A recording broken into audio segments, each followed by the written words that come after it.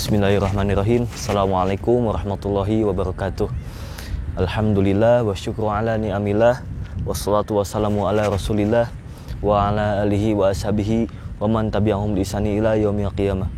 Asyhadu an la ilaha illallah wahdahu la syarikalah wa asyhadu anna Muhammadan abduhu wa rasuluhu la nabiyya ba'dah. Faqala Allah ta'ala fi kitabil karim. A'udzu billahi minasy syaithanir rajim. Bismillahirrahmanirrahim. Fabi'ayyi ala'i rabbikuma tukadziban. Shadaqallahul azim al-ayah. Sebelumnya perkenalkan, nama saya Elpin Muhib Qalbin Salim. Nah, di sini saya akan membahas tema yaitu generasi muda, harapan bangsa, negara dan agama. Oke.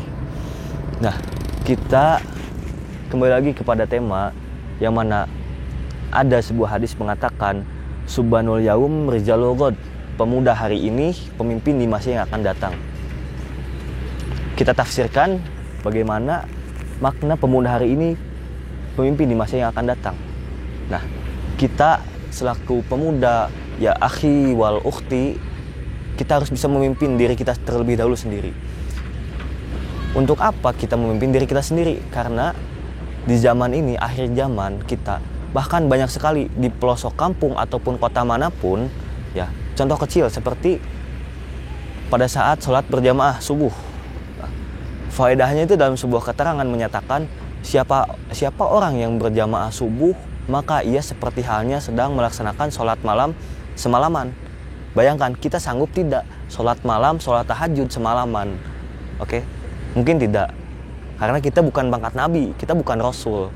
Nah, sementara itu dalam hadis itu menyatakan bahwa sebuah keterangan itu menyatakan bahwasanya kita bila sholat subuh berjamaah itu tuh seperti halnya itu loh faedahnya. Namun kebanyakan di pelosok ataupun di kota manapun sekarang sudah terlantar, sudah tidak ada. Aki-aki itu nggak ada. Yang ada itu apa? Aki-aki yang udah bangkotan, yang udah yang udah seperti itu, yang udah rapuh, yang udah rentak. Kita sebagai pemuda kemana? Oke lah, mungkin kita sering begadang, oke. Tapi ayolah, please, buat subuh itu penting. Subuh itu suatu mukjizat yang sangat luar biasa sih kalau kita subuh itu. Mengapa? Karena pada saat kita melaksanakan sholat subuh dengan khusyuk, kita melaksanakannya dengan benar-benar khusyuk dan lillah, kita mendapatkan suatu keberkahan. Rezeki kita akan lancar, insya Allah. Nah, untuk itu, mari kita kepada pemuda-pemudi, kita rubah sikap kita. Pertama dari awal sholat subuh dulu. Dan next, ada lagi yang berikut yang mengatakan hadis itu, wala taqrabu zina. Oke, janganlah kamu sekali-kali mendekati zina. Nah, kita sebagai anak muda, saya pribadi ataupun yang lain, pemuda-pemudi, kita itu akan menjadi pemimpin di masa yang akan datang. Nah, tetapi kebanyakan anak-anak muda itu sekarang itu lebih melakukan kegiatan yang tidak positif. Melakukan kegiatan ke ranah yang tidak positif, bahkan negatif, jatuhnya itu negatif. Seperti apa halnya? Pacaran, toksik ataupun dan sebagainya. Kita itu seperti tidak ada sesuatu yang lebih bisa dilakukan yang lebih baik lagi gitu. Misal kita tadarus Al-Quran buat yang muslim, ataupun kita membaca sholawat. Nah, itu kan menjadi sebuah keberkahan, menjadi sebuah bekal untuk kita. Nah, oke. Ke sana. Nah, terus kita mesti bisa menjauhi ataupun menahan rasa emosi kita, rasa egoisme kita kepada orang lain. Karena apa? Saya pernah mendengar sebuah quotes bahwasanya ketika kamu marah, maka kamu akan kehilangan segalanya. Ataupun ada juga sebuah quotes yang mengatakan bahwa mulutmu harimaumu. Oke. Kenapa demikian? Karena setiap ucapan lisan kita itu berpengaruh kepada orang lain. Oke lah, menurut kita itu biasa saja. Tetapi apa menurut orang lain itu menyakiti hatinya, menyakiti batinnya. Dan kita sepantasnya itu tidak harus melakukan seperti itu. Dan sebuah quotes juga mengatakan bahwa diam itu lebih baik daripada berbicara tapi malah menyakiti orang lain. Ataupun ada yang mengatakan diam itu emas, namun berbicara halayak berlian. Nah, kita diam, kita halayaknya emas, diam. Namun ketika kita berbicara, kita mengajak kepada hal yang positif. Seperti halnya kita sedang nongkrong dengan kawan-kawan kita. bro, ayo kita sholat, udah mau masjid, udah mau azan, ke masjid. Nah, itu sekali berbicara hal yang berlian. Tetapi apa, kita diam, selama-lamanya kita diam. Maksudnya kita jangan membicarakan sesuatu hal yang tidak penting. Kita jangan membicarakan sesuatu hal yang tidak ada maknanya, tidak ada faedahnya. Mari rubah pola pikir kita, rubah mindset kita. Karena apa? Kita itu subhanul yaum rijalul ghad. Pemuda hari ini, pemimpin di masa yang akan datang.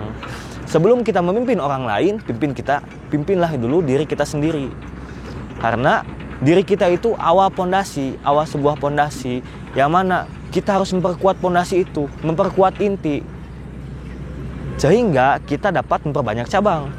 Intinya dulu diri kita diperkokoh, diperkuat, baru kita memperbanyak cabang. Nah, jangan salah pemaknaan. Cabangnya itu seperti halnya relasi ataupun kawan-kawan kita yang seiman, setakwa, dan juga sealim dan sebagainya. Nah, bagi kita, mari bismillahirrahmanirrahim.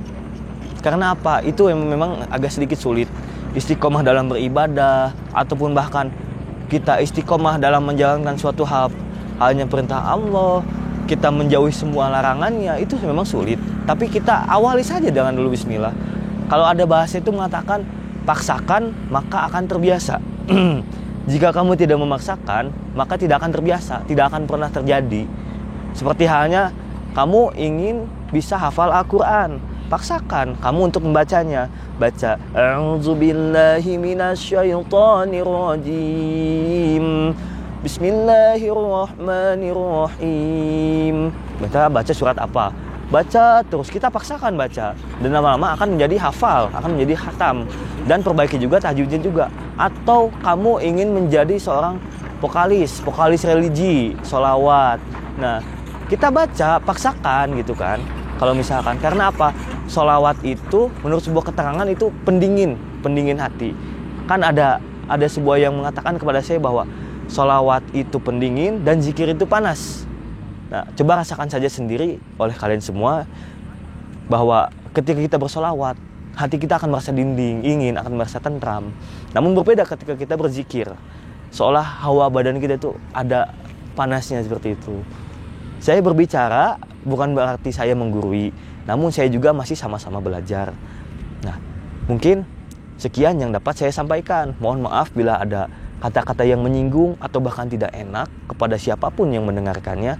Saya mohon maaf sekali lagi, karena saya masih tahap belajar. Saya bukanlah guru, saya bukanlah kiai, saya bukanlah ulama. Saya hanyalah al-insanu makhluqatun wa nisan. Saya hanyalah manusia yang tak luput dari khilaf dan salah. Wabillahi taufiq wal hidayah. Wassalamualaikum warahmatullahi wabarakatuh.